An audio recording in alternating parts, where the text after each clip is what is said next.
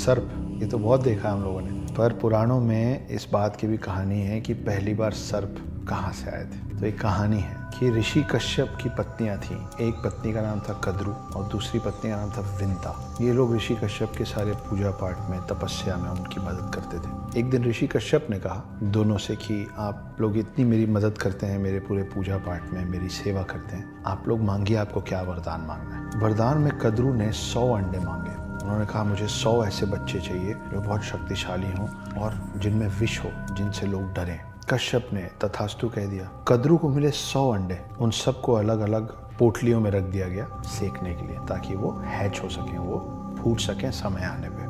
अब बारी थी विंता की। विंता ने बोला कि मुझे भले कम बच्चे दीजिए, लेकिन कद्रू के बच्चों से ज्यादा शक्तिशाली बच्चे चाहिए। ऋषि कश्यप ने बोला तथास्तु। उनको मिले 2 बड़े अंडे। उन 2 बड़े अंडों को भी रख दिया गया सेकने के लिए, ताकि जब वक्त आए तो उसमें से एक पूरा बच्चा निकले। ये जो 100 अंडे थे छोटे छोटे, ये एक एक करके फूटने लगे जब उनका वक्त आया, और उसमें से अलग अलग नाग निकलना चालू किए। उसी में से एक नाग है वासुकी, जो शिव जी के गर्दन पे होता है। शेष नाग और जितने भी बड़े प्रतापी नागों का नाम हमारे पुराणों में है, सब कद्रू के बच्चे हैं।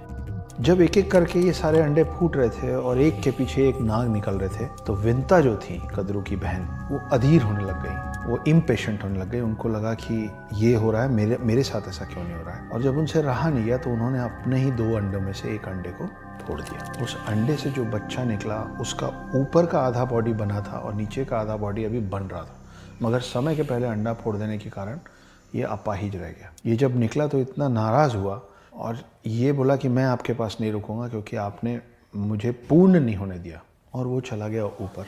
अब विंता बहुत ही पेशेंटली इंतज़ार करने लग गए अपने दूसरे अंडे के फूटने का। जब दूसरा अंडा फूटा तो उसमें से जो चीज़ निकली वो था गरुण। गरुण कौन है?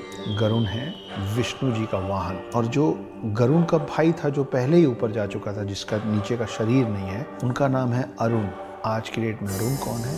सूर्य देव के जो 7 घोड़े हैं, उनका जो रथ है, उस रथ का सारथी जो है वो विष्णु के वाहन गरुण का भाई अरुण है। तो अरुण है सूर्य देव के सारथी और गरुण है विष्णु देव के वाहन। और कद्रू मतलब सारे सांप, और विंता के बेटे मतलब गरुण और अरुण, ये दोनों 2 बहनों के बच्चे हैं, और इनमें बहुत ज़्यादा दुश्मनी है। गरुण जो हैं वो नागों के बगल में खड़े नहीं हो सकते, और नाग गरुण से बहुत ज़्यादा नफरत, घृणा करते हैं। तो ये है कहानी गरुड़ के बनने की और पृथ्वी में पहली बार सांप आने की।